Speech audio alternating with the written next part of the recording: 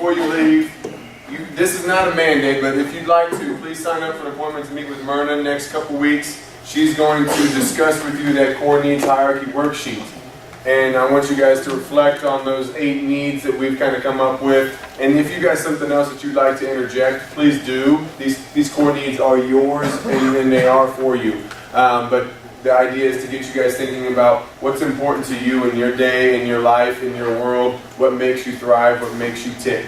So look it over, provide your feedback, try to work it through it on your own if you want to, but she's going to sit down with you and put together kind of a plan to make sure that your top 2 or 3 needs are being met each and every day.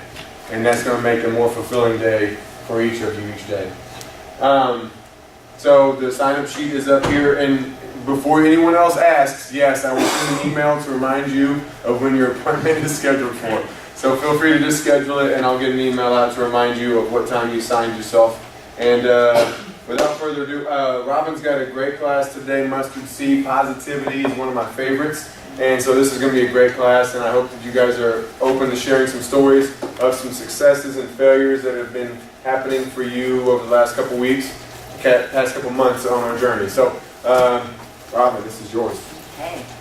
Well, just a couple weeks ago, somebody suggested that they were hoping for a little meditation to help us get closer. So I thought we'd start out with a little meditation. Is that okay? Yeah. Okay.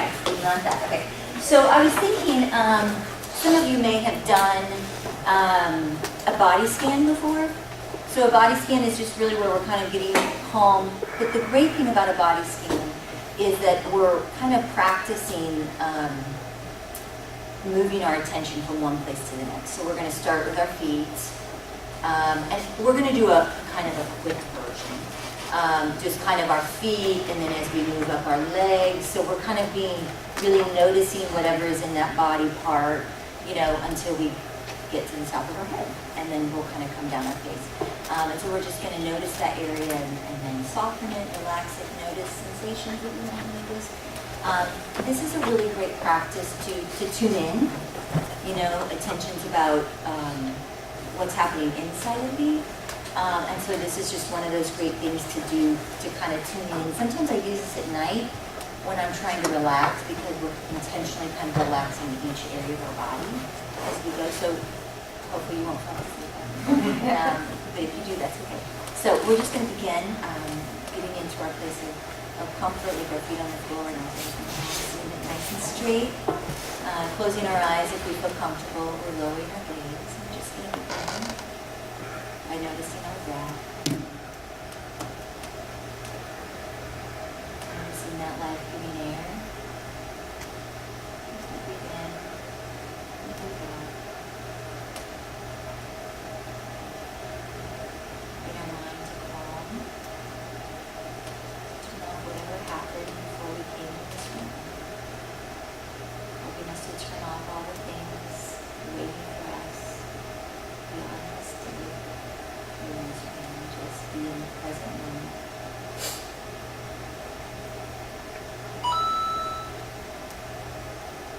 You notice the rise and fall of the chest or your abdomen as you breathe.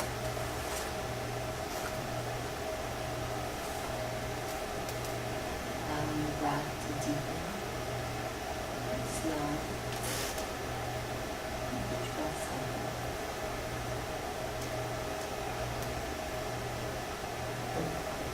Just noticing those sounds or thoughts that pop in your mind, just gently bringing your attention back to the breath.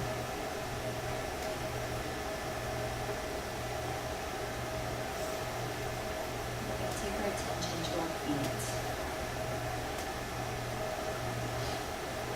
And notice heaviness. Notice the life is around our cold room.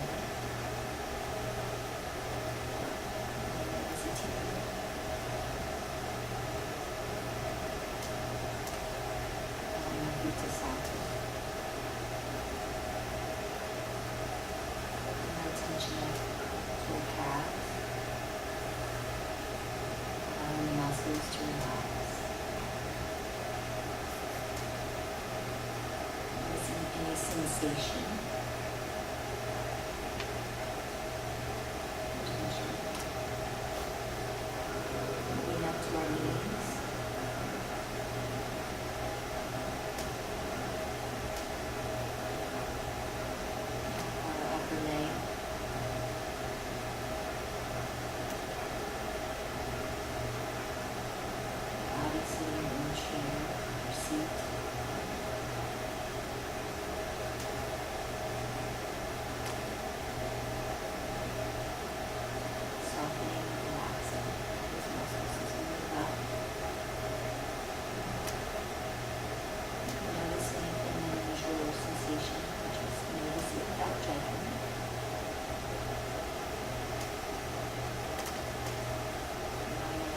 into our stomach, our gut area, and noticing and softening. So allowing some tension to be released. That's tension that we didn't realize we were carrying. Allowing our attention to move to our heart area. Imagining that heart is just beating. Doing its important job. Feeling grateful for our strong heart.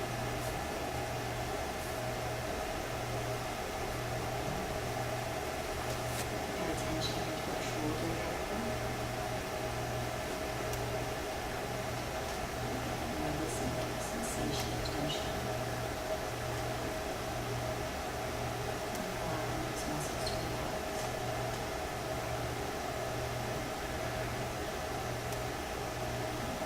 Pay attention to our arms. Into our hands. See the weight of our hands in the lap.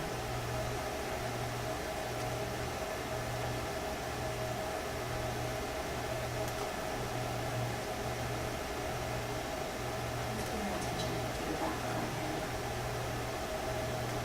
And letting our attention go to the back of the head, to the top, up and over, to our forehead.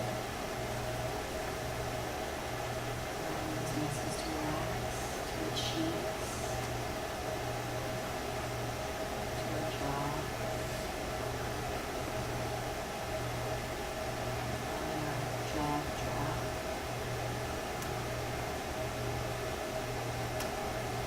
Looking into our neck.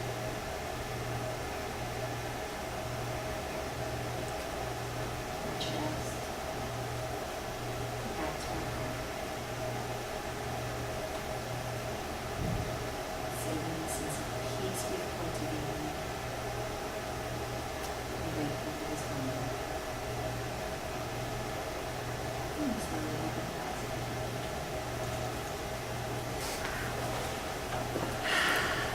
How was that? That's kind of fun, isn't it? It just really relaxes you. Did you notice some things that you hadn't realized? I mean, sometimes it's kind of like, oh, I didn't know. Or sometimes, like, you're walking around like this all day and you don't even realize it until you do something. And it's like, whoa, wow, I do have a lot of tension. I'm always amazed at that relaxation of your face. I'm always surprised by that. We hold a lot of tension in our face and our cheeks and our jaw that I think we don't realize. So, yeah. So with that, we'll go ahead and get started for today. We're going to get going, and then I'll ask you some things as we go. So this is our last class for our pillar of attitude. So it's our third, it's our sixth practice altogether. So your toolbox is gaining your tools. You've got, after today, you're going to have six kind of in your back pocket, which is super exciting. And we're going to have three more left. So you're getting close. Today's cultivating a positive attitude. So, as always, mindfulness is the awareness practice, right? That builds my capacity to focus my attention without reacting in order to learn from what I discover and live my life more fully. It's just a beautiful summary. And awareness, here's my attention, how am I reacting, learning about myself, so I can figure out the life that I want to create for myself. I get to choose that. Even in the midst of chaos and distractions and all that stuff, I get to choose how I want to live if I'm striving to be mindful. So we know that our brain hacks, of course, are helping us discover and learn about ourselves, right? So we're becoming experts in ourselves. Hopefully you're starting to continue to noticing new things, noticing old things, noticing perhaps patterns, even noticing like we did, where I carry my tension. It's great information for me. I think that I maybe shared with you years ago, my stress was carried here in my stomach, but in the last few years, it starts here. It's great information. I had a headache earlier today because I had a stressful day. I'm like, oh, yes, I got a stress. I feel you. And then we just, it is what it is. We just work to relax it. So that just helps us navigate it once we can understand that a little bit better. So of course our review, we know, right, that autopilot, the thing that we're going to do, we've always done, unless we intervene. We have our energy guzzler. We want to notice when we're out of energy. I noticed that in particular a couple of days ago, it was like 7 o'clock and I really needed to create something, this flyer for somebody, and it just was not happening. And I finally was like, ding, ding, ding. My brain's out of energy. Like, I gotta just stop. So I took a rest, and built up, and actually I never even got back to it. I decided to wait until the next day. But it was amazing how I could just fairly quickly recognize that, my brain is out of energy. And then of course that emotional tag that we give everything, right? Positive, negative, neutral, we're always giving those things an emotional tag. Whatever tag we give it, it's most likely what we're going to experience. So, has anybody had any aha moments with any of these this week? Notice being on autopilot?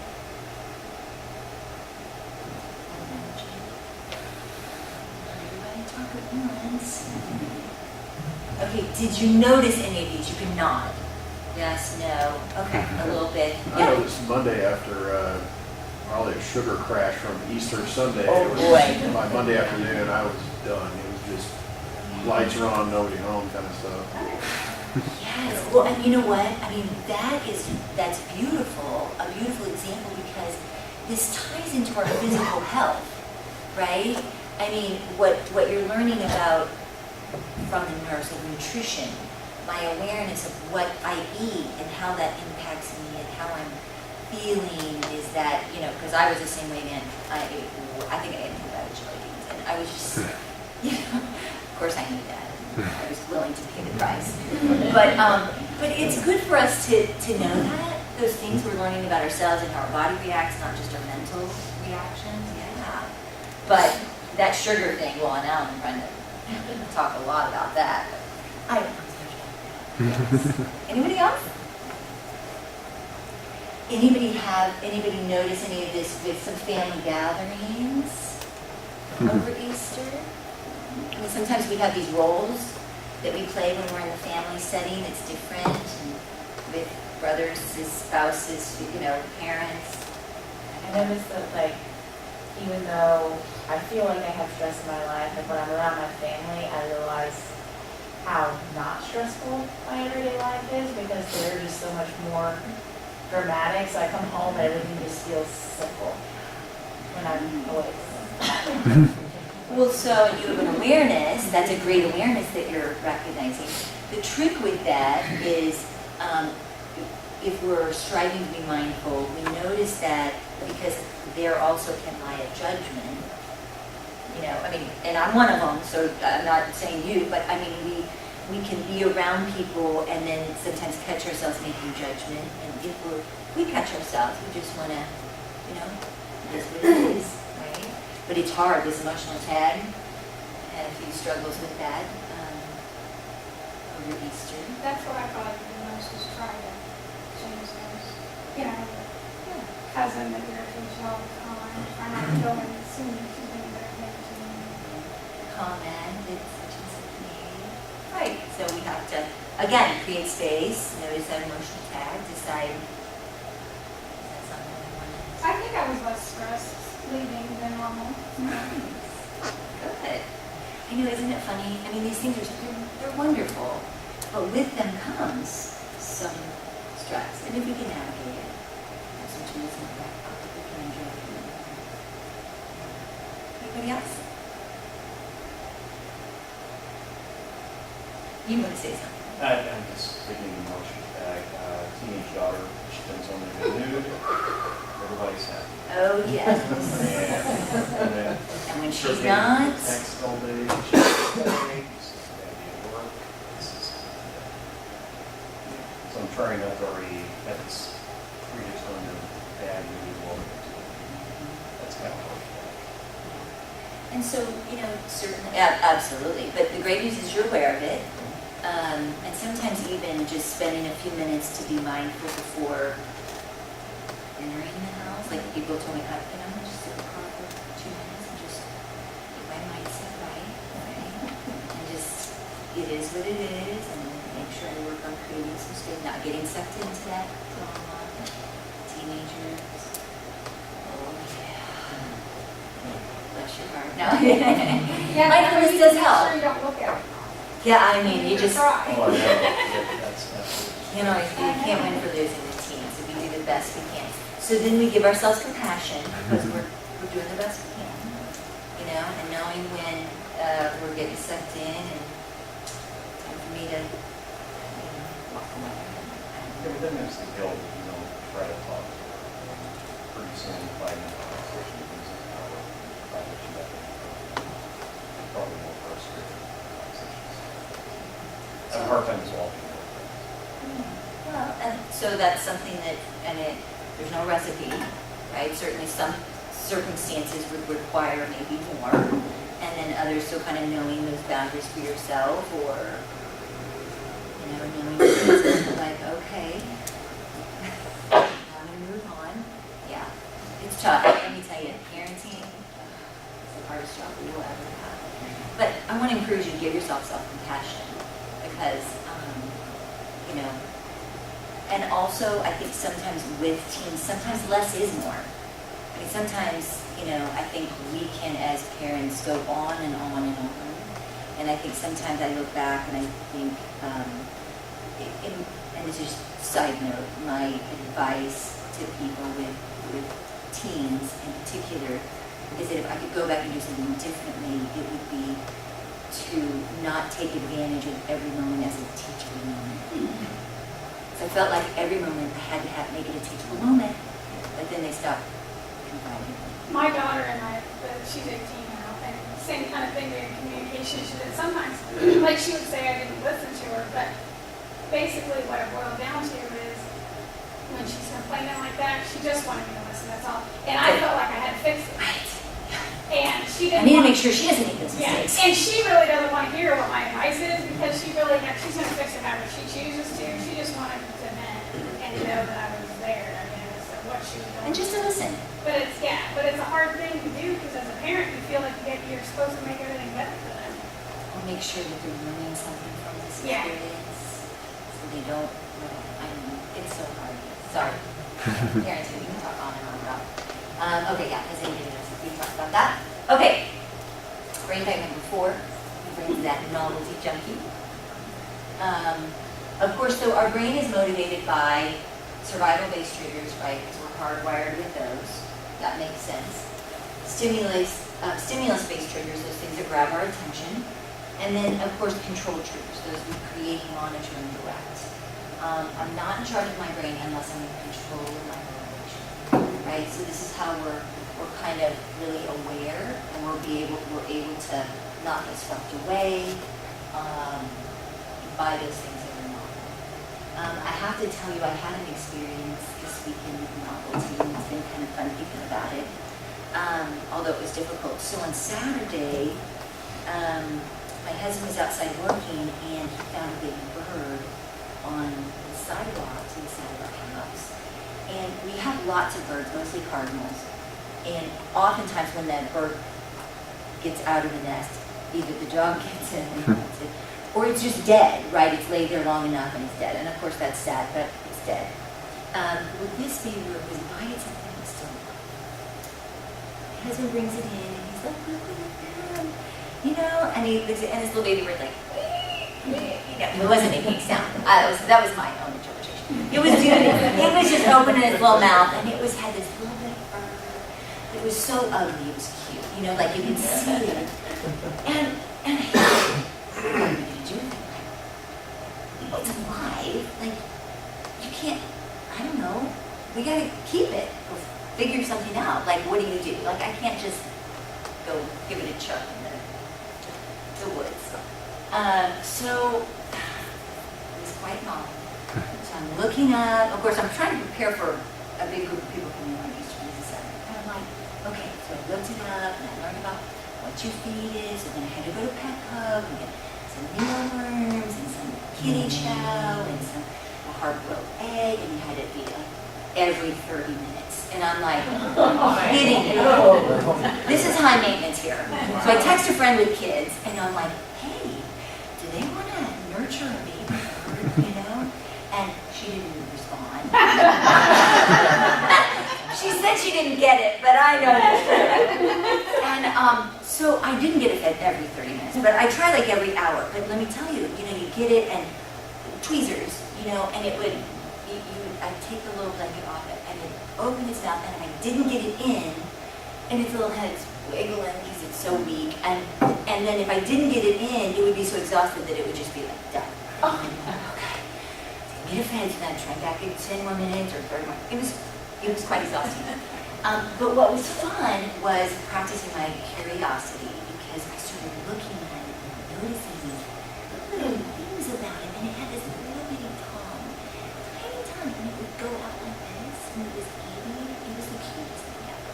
Like, you don't even think about, I know birds have tongues, but, so it was so interesting being curious about that, and just the novelty of something different, making time to just kind of enjoy it. So we had family come over on Sunday. You want all these details, but we had family come over. My niece is like an animal lover. I thought for sure she'd take it. She's like, oh, no, I don't want it.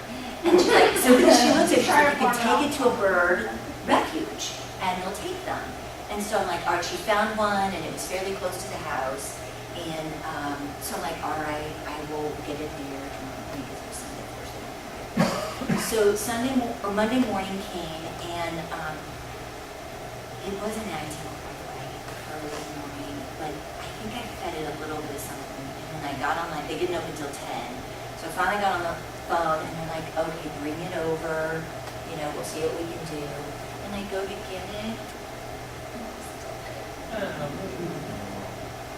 And, okay, I felt so sad, but I cried over that little baby bird. I felt so silly that I'm sitting there crying over this little bird I've only known for 2 days. But I guess I worked so hard to keep it alive, and we were so close to getting it, and I noticed myself wanting to go back and did I not do it enough? Right?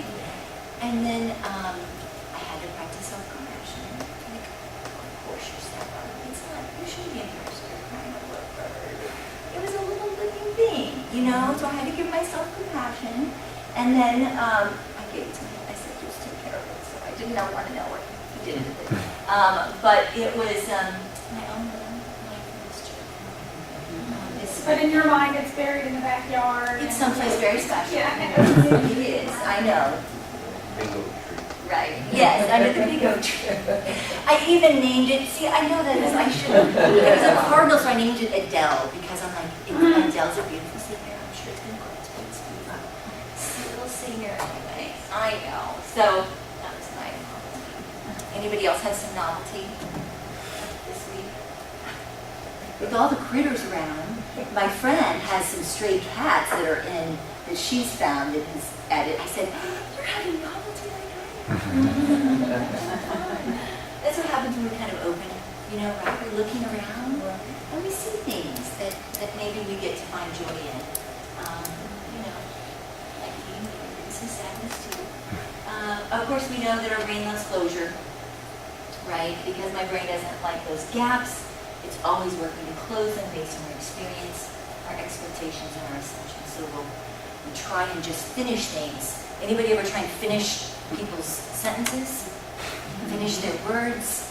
Sometimes I jump in, I had a really bad habit with that with my husband. Like he'd be telling me something, and I'm like, I know, so I just jump in and finish it. It's like, let me finish. And sometimes it was, when I said it was. But sometimes it wasn't, but it was a great example of how we try and like, wrap things up. So we're always looking for color. Maybe you need us down the last couple weeks, yeah. I just want to have more lives. So it's just be mindful of that. Sometimes they just take too long to get to the point. Yes. He says that about me. Because I kind of like like to say the whole story, all the details, But I think, no offense, men, but sometimes they just are a little bit slower talking, maybe. Like he'll pause and like, I have that in tech support in my job just because I get similar calls all the time. So you know where they're going to go. So you gotta be patient and listen. You know the right place to jump in when they're ready and pause. Because our brain wants to just assume, Yeah. right? Yeah. Maybe based on. Because I've got to close that, I've got to solve that, get it done, and move on to the next. So it's probably, have you found it to be challenging to really stay in that present moment? Has this been helpful Yeah. in those moments? Awesome. Great. My mother-in-law does it to me. Whenever she's wrong, I make her just keep guessing until she gets it. It's all right. How's that go for you? Made it a game. Yeah. Do that. No.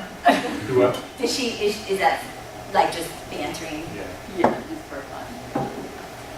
So we want to, as we have all talked about, these are all just great things for us to know so that we can, mindfully address them. It's neither here nor there.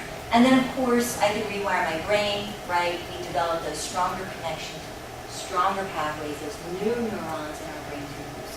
So the more we do something, the stronger that pathway's going to get, the easier it's going to get. It's just going to become that habit that because we've practiced that over and over again. Okay.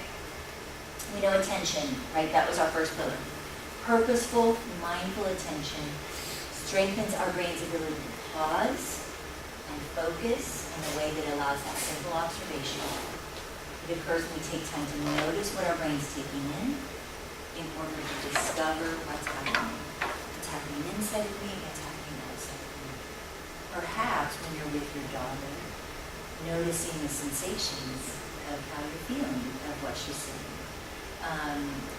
Helps us then navigate just our internal reactions to things, Not that we have to act on anything, but even just practicing noticing how we're embodying interactions with people around us. So of course our practices, right, are just this. Present moment, our place of rest, our anchor, our open attention is steady, where all those things kind of in the background, allowing those thoughts to just arise, blow them away, whatever the case may be. And then, of course, that closer goes. So then creating that space so that we can gather the practice behind us so we perceive. Maybe, I'm thinking of Easter, I used to be like, oh my gosh, I love, all the preparations for events like that. And then now it's like, when I start to feel that, it's like, okay, we'll just read some sleep, just gotta be back. Got time, I got help. Things in order, right, I got it. But sometimes we just have to notice and do that. Anybody want to talk about any of those? Anybody found any, I know we practiced self-compassion in the last couple of weeks, but is anybody still using any of these?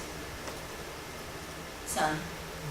And that's really wonderful. Like we have one practice each 2 weeks, right? But you can always go back and use any that are still helpful.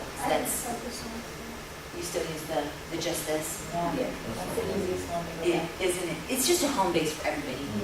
It's easy, it's simple, it gives that immediate kind of, just brings me back. I tend to use the middle one for where's my attention when I'm regretting something when I'm brooding, when I need to give myself grace. I try to imagine that thing and then try to push it out. Keep from brooding on something. So. So you just allow it to arise, and then, do you put in a cloud, what do you do? Like a 1960s sci-fi control panel, and little things come almost like Minority Report, but much cruder than that. So a bullet point will come up about a certain whatever topic, and I reach out with my mind and I push it away. Nice! So, Hey, I love it! I love to hear how people make it their own, how it works. yeah, it's Absolutely. almost like a Superman credit. Yeah. So then how do you feel after you've done that? Pretty good, yeah. I'll start with the just this, and then I'll move in. And as I'm trying to do that, when these things come up, and I'll do that and push it away, and then I feel relaxed. Awesome. And that's exactly what these are meant to be. Like, they just all start morphing into it. One might go to another, like, and there's no rhyme or reason, there's no stop or starting. It's, that's what we start to have this tapestry, right, of just all of them.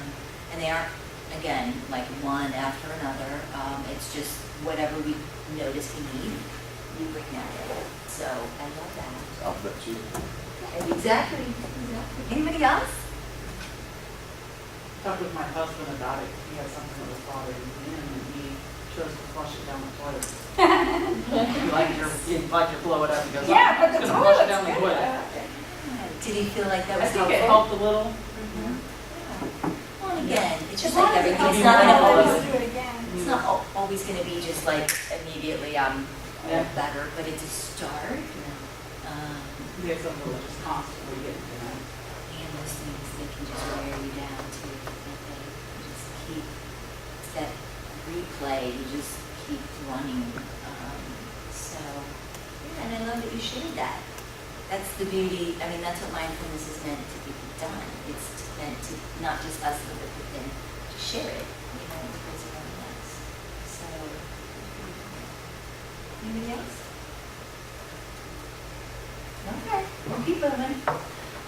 Okay, so we started talking about attitude a couple of sessions ago. This is our last one. So our attitude, of course, serves us best when we use those attitudes as sources of information, learning from them and their patterns as we journey through life.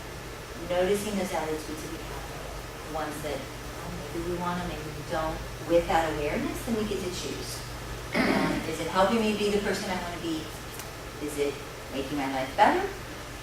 Is it just adding to my own suffering? What do I want to do with that attitude? Maybe I want that attitude, right? And so we talked about those three main ingredients: the emotional tag, our belief, physiological response. We talked about that our attitude is the same as that mindset. This happens just in an instant. Our attitude, of course, tilts our judgment. If we're talking about a mindful attitude, then we're going to address one of these things just to shift it so that we can react in a way that aligns with who we want to be. Anybody notice any attitudes last couple of weeks?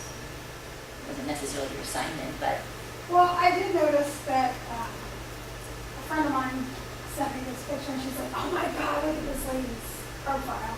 It picked and picked, what it said." And I know what she thought I'd say, but I responded and said, "Don't you wish you had that kind of courage?" And she goes, "I guess I'm being a little too judgmental or whatever." But that was my first response. It was just like, you know what? Good for her. I mean, I would never do that, but good for is her. this different than what you would have said before mindfulness? Yeah, I probably would have been like, "Oh my God, I'm stupid." Isn't that, it's so fun to catch yourself and see that you're reacting in a different way that's with less judgment. Well, and just almost the lack of the emotion I had to it, I think, was what I liked the most. I didn't get all, "Oh my God," I was just like, what, good for her. Well, and what a beautiful message you sent her without saying to her, "You're being so judgmental." Well, I know I felt bad afterwards, because No, she but felt bad. you were just saying your perspective without, like, ditching her. And I think that's beautiful because she came around to that herself. She did. You didn't have to say it. You were just saying, your how you viewed it. And that's awesome. So the trick is, and maybe I've said this before, and I found this to be true, and I still struggle with it, is me judging people who are judging. Right? Because when I hear somebody and they're being so judgmental, And then I start to judge them for them being so judgmental. And then I have to catch myself and say, okay, but that's what you're doing. It's no different, right? Fundamentally, it's no different. So then I have to really just catch myself and notice that they're being judgment, and just notice that my own tendency to want to make a judgment, and then, of course, mindfully address that with perhaps a go-to phrase. Like, well, it is what it is. That's their opinion. Whatever. But that can be challenging. It's something I'm still working on. We all probably always will be working on. One thing I wanted to share with you, and I don't know, Alan, if you had a chance to watch this video. No. It's called Emotional Mastery. I didn't want us to take time today. I don't know if any of you would like to watch little video clips on YouTube, but it's called Emotional Mastery, the Gifted Wisdom of Unpleasant Feelings. You can probably just plug in Emotional Mastery and this will pop up. It's just about a 15-minute video. It's a TED Talk. And she just talks about, it's really great, because she talks about how if we can navigate these difficult emotions and we feel them, and kind of ride that wave of how it feels, and then letting it subside, it's just really going to serve us well, because we're going to always be experiencing difficult emotions through our life. And so if we can practice that and have kind of a plan in place to deal with it. She talks about, how waves come in, you're walking on the beach and a wave comes in and it has that pause before it subsides. And our heart emotions are like that too. Now granted, some waves and some emotions are bigger than others, but they come and we feel them. And if we can just sit with them, right, mindfully just noticing them, and then, just kind of let them kind of go back out. And she has this little formula. But anyway, it's definitely worth a watch. I think it's quite interesting. So, and we have attitudes about how we, address those difficult emotions. Attitudes about the people who have given them to us. And now attitudes about ourselves, we're embodying them. And so, anyway, this might be worth a watch. So our first practice with attitude is that curious practice, right? Searching for more than we already know, already assume, already expect. Taking those blinders off and just searching for more. Looking around.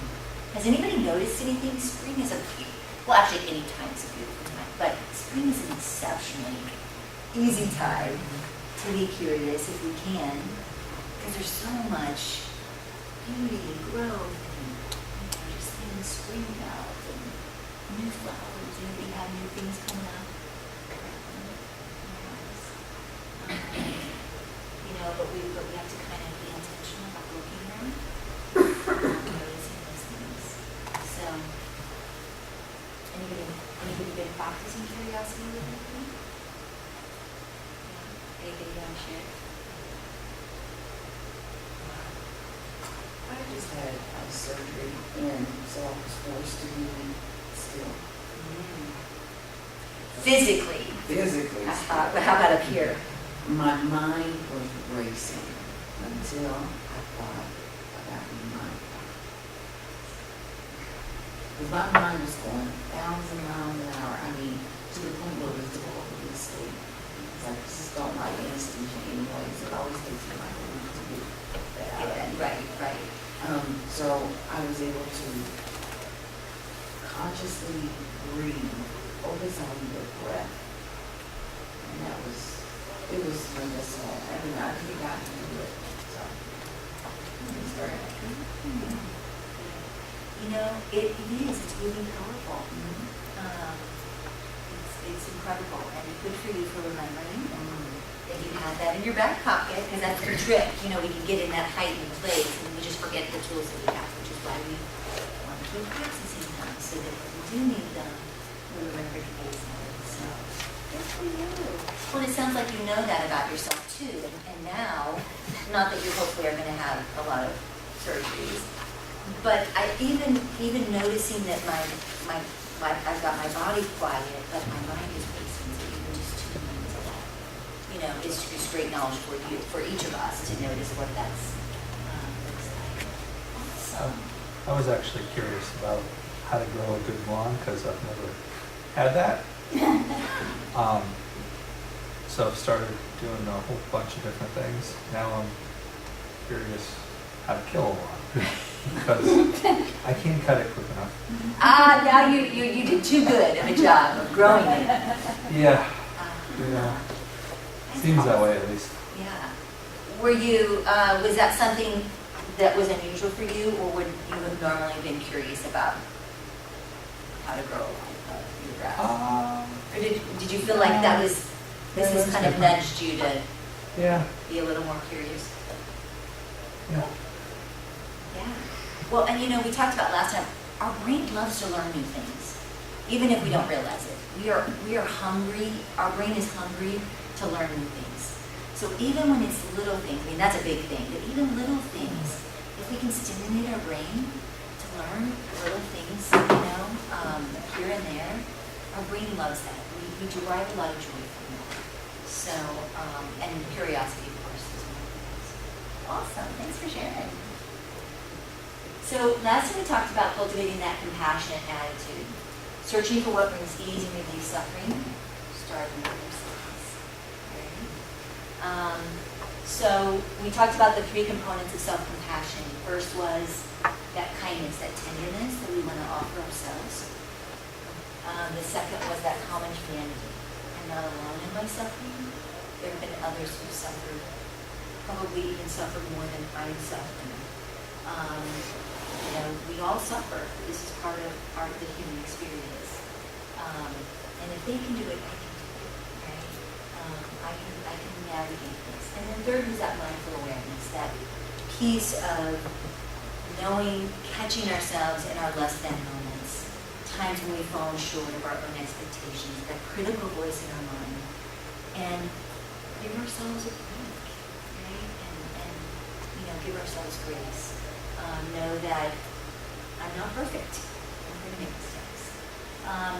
So I found this quote in the book called Self-Compassion, and I love this that Kristen Neff wrote. She said, "Peace of mind doesn't depend on external circumstances." Isn't that beautiful? We can create peace in our mind in the midst of chaos. We don't, and I think that's really what this self-compassion practice is about. So it's not about going and spending the weekend away. It's not about getting a mani or pedi or getting a massage. I mean, those are surface nice things, right? But those are external.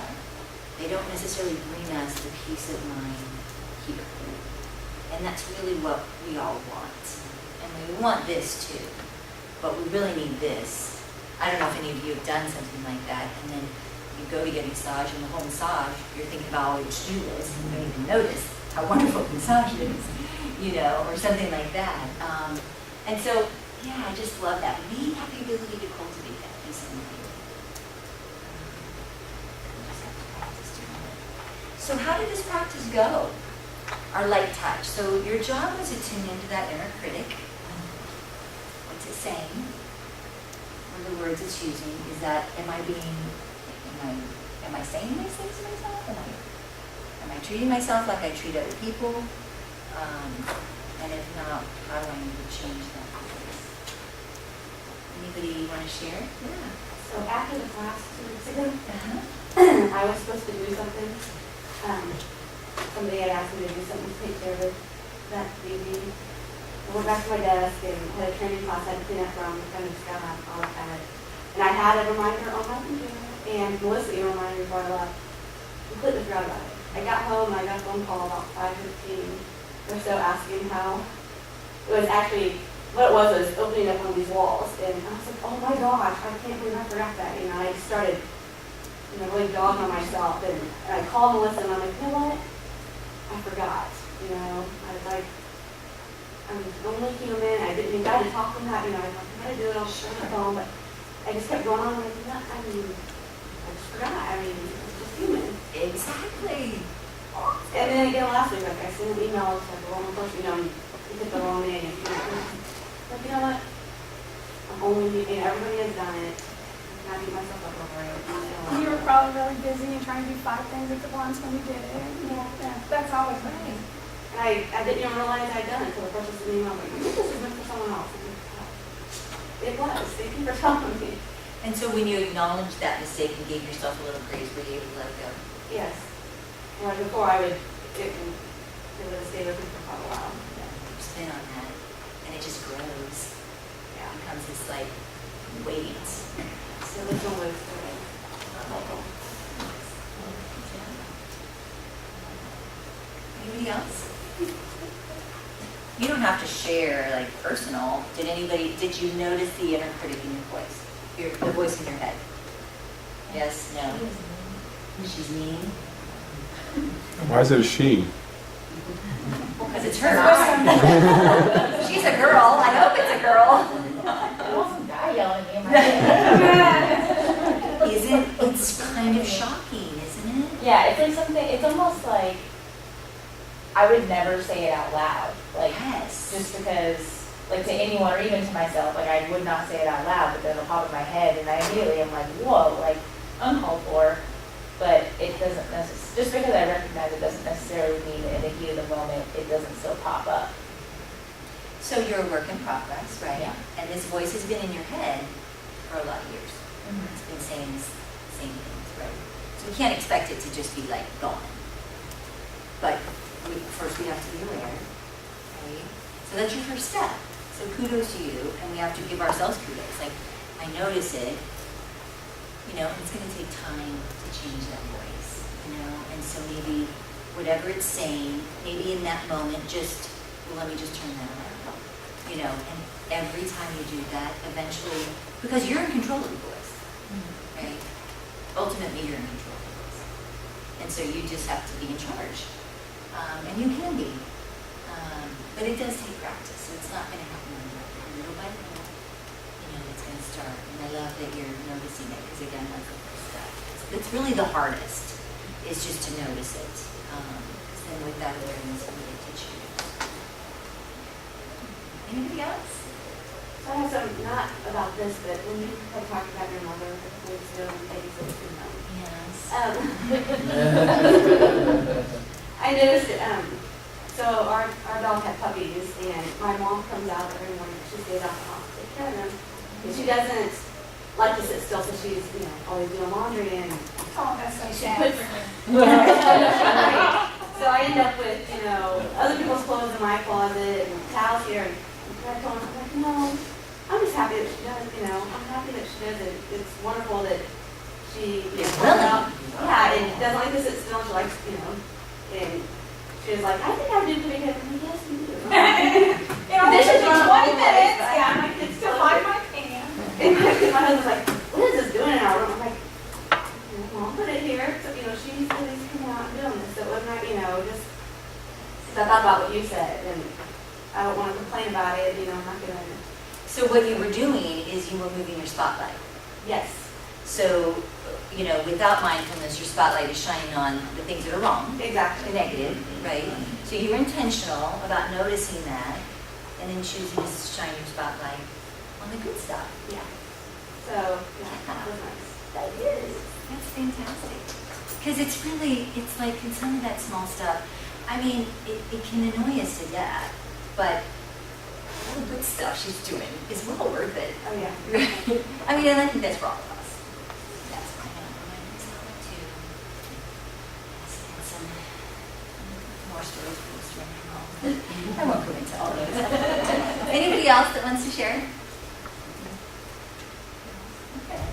Yeah, sorry, I just haven't thought that. No, it's fine. Okay, well, let's move on. This is our last practice for our attitude, and it's cultivating a positive attitude. Okay, that's about searching for what nourishes and strengthens us. So this means that we're going to broaden our awareness, right? So we have to start looking around. This is one reason why I love that we start with curiosity, right? We're opening up, we're looking around, we're seeing that there's more, and we're broadening our awareness so that we can start to see and find positivity in our world. because when we understand that that broadened mindset builds our personal resources and increases our reserves. So positive emotions actually, so they fill us up for now, but they also fill us up for later when life gets tough, when things get to be hard. We have this reserve that we can kind of pull from, okay? And they help us build our resilience, to navigate hardship. There's just all kinds of great things that positive emotions do. And so I have a video here for you that, this is Barbara Fredrickson. She's does a lot of work. She's an emotions researcher. And we're going to just see here. It looks like she's not starting anything. There we go.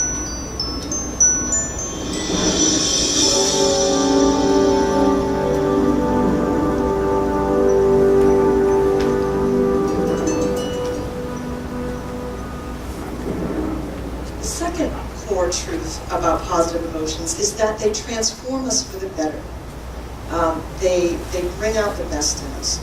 Now, one interesting fact about all living things, and for all of you sitting here today, while you're sitting here today, new cells are being born within you. Scientists that have estimated that on average across all different body systems, you could say that people replace 1% of their cells each day.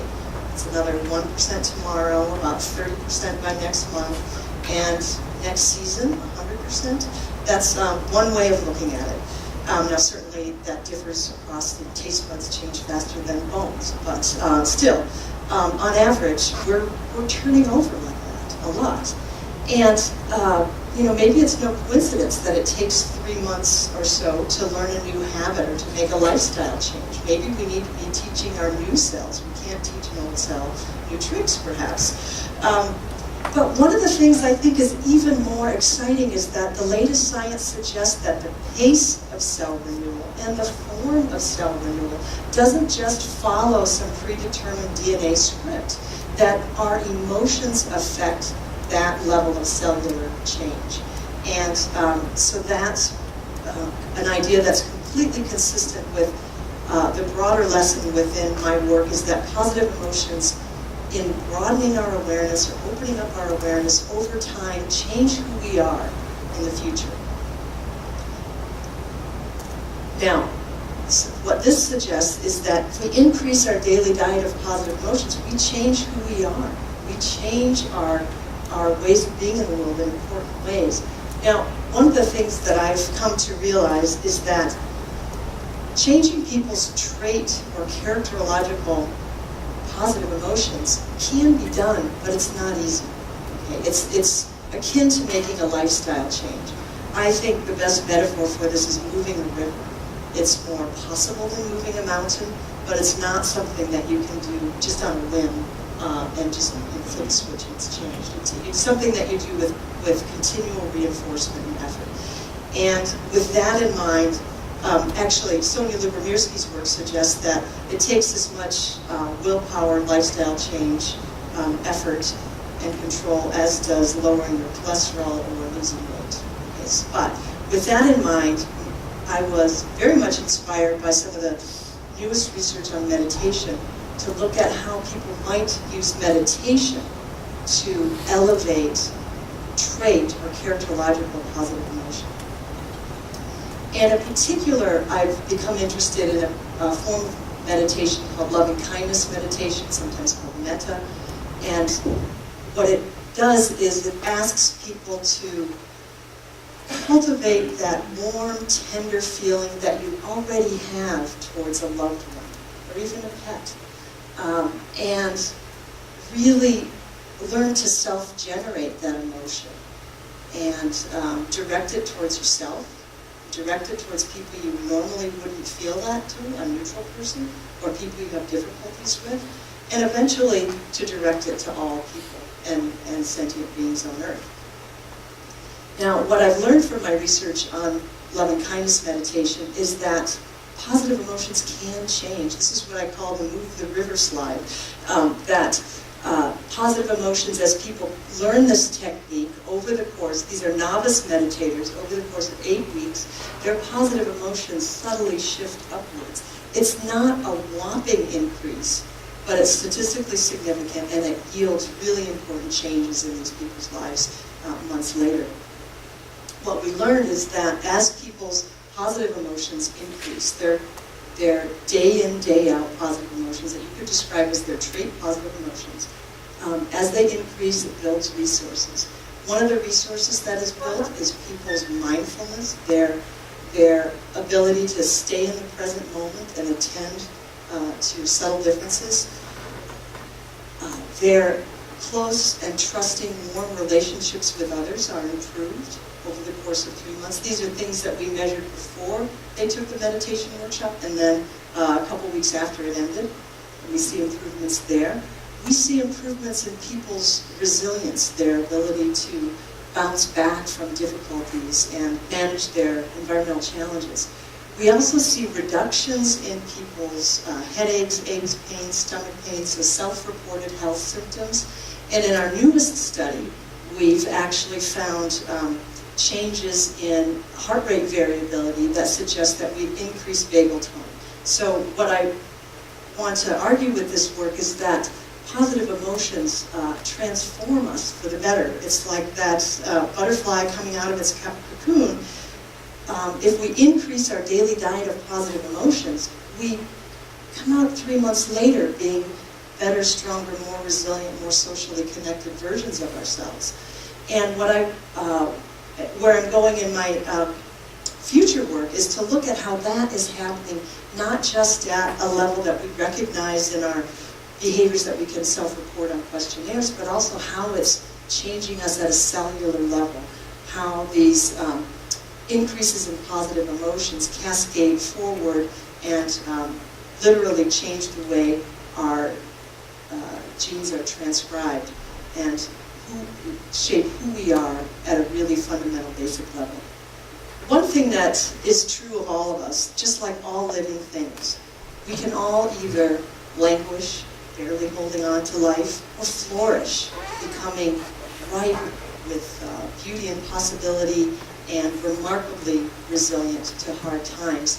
And one of the things that we found is that the degree to which people experience positive emotions in their lives predicts whether people will be languishing or flourishing. And one way to think of this is that we don't have to get up in the morning and think, I want to languish today or I want to flourish today. We need to be thinking about the micro moments and follow the light of the positive emotions. Let positive emotions and positivity light our way to the path of flourishing. Interesting stuff. I know, and I know, I'm sorry if you're working behind, so you have to be completely understand. I'm going to just kind of speed through this, so I give you your practice. My apologies, didn't tend to that very well, but I love that you guys are participating, so thank you for that. One thing I wanted to just highlight is that her work has found that the average person has a 2-to-1 ratio. So when we're talking about our flourishing emotions, we're talking about joy, gratitude, serenity, interest, hope, pride, amusement, inspiration, all along. So those are our flourishing emotions. Our languishing emotions are anger, sadness, stress, disrespect, disgust, fear, embarrassment, guilt, shame, hate. We all know people who are heavy on this side. They're happy people, they're loving life, they are flourishing. And then we all know people who live here, right? They're barely hanging on, they're bitter, they're languishing. And nobody wants to be here. But if you look at these emotions and think about how many of those do I feel in a day, right? We want to start building an awareness of that. And what her research has found is if we can get to a 3-to-1 ratio, so every time we feel stress, if we can counterbalance it with joy, hope, love. Every time we feel fear, we counterbalance it with interest, pride, inspiration. And not technically, but if we just increase our dose of this, we're naturally going to off-balance those harder emotions. Now you notice it's 3-to-1, it's not 3-to-0, because these emotions are inevitable. They're part of our world. So we're not trying to eliminate them. We're just trying to, balance them so that this is heavier, okay? So, of course, Strategies to Building a Positive Mindset by Barbara Fredrickson. is one, to be open. Our open attention, right? Appreciative, that's our gratitude practice, which is today's practice. Being curious, we've done that, searching for more. Being kind, self-compassion, right? And then also being real, which we talked about from the beginning, authentic. So these are the things that she says can help us build that positive mindset, which are embedded into all those tools that you have. Now, it's not about this. Don't worry, be happy. So this is positive emotions that aren't just on the surface, okay? This, don't worry, be happy, we can't turn our emotions on and off. We've all been on the receiving end and the giving end of this. Snap out of it, get over it, move on. And the fact is that we can't do that. We can't just turn them on and off. We have to feel them, we have to process through them, but we can be mindful of, what emotions we're generating within us. But this is kind of this, surface thing. Now, this practice is also a little bit different because we can think positive things here, but this practice is taking that positivity here. So I was training somebody and she said, Robin, I have had positive affirmations all over my office for years. And positive affirmations are good, but they stay here, right? And so what we're doing is we're taking it and bringing it here because we have to feel it. We have to internalize it, and that's where we really create that life of flourishing. That's where we begin to actually change who we are, right? Not just in our head, but really in our bodies. So this practice is called mustard seed, and just like a mustard seed, the tiniest seed, and I actually looked it up, can grow to be a bush 3 stories tall. That tiny seed. That's the power of positive emotions. They are small, but they have the ability to grow within us this life of flourishing. So your practice this week has 3 parts. First, we have to search. We have to search for mustard seeds. And for each of us, it's going to be different. It's something that brings you ease, joy, happiness. Maybe it's the cup of coffee. Maybe it's the couple minutes that you have before something starts. Maybe it's, oftentimes I find it in my dogs, whatever it is, right? The second piece, we can be good at this. This piece is something that we don't traditionally do. We have to take 30 seconds, 60 seconds, 90 seconds to savor it. We'll be like, oh, this is a good cup of coffee, as we're running to the next thing, right? So this is such a good cup of coffee. I'm going to savor it. Oh, it's so good. It's my favorite latte. Right? So we want to internalize that. Then the third piece is we want to share it. Now, it doesn't mean I have to bring you a cup of coffee, but it means that later, at some point, I might get to work and just say, oh my gosh, I had the best cup of coffee this morning. It was so good, because that does 2 things for us. One, we're saying it out loud, in which case we get to re-experience it ourselves. And then we're allowing the ripple of positivity to spread, right? And we affect each other. So why not for me to share, it doesn't mean I need to tell you my mustard seed, right? We just do it in natural conversation. The things that we see, the things that we're finding joy in, things that we're savoring. Share it. That's the third piece, okay? So this is growth-oriented practice, no meditation, simple, but we just have to be intentional about practicing, okay? So, this week, begin to build an awareness of your languishing emotions. So start tuning in of those harder emotions. We have to kind of notice them. And as you increase your dose of positive emotion, notice how it feels to get to that 3-to-1 ratio. And you're hopefully going to get to that 3-to-1 ratio because your job is to practice searching, savoring, and sharing at least 3 mustard seeds each day. Now, if you're heavy on if you felt stress, fear, embarrassment, disgust all in one day, then of course you're going to need a lot more than 3 to off-balance that. But we're going to just start with 3. Okay, so 3 a day.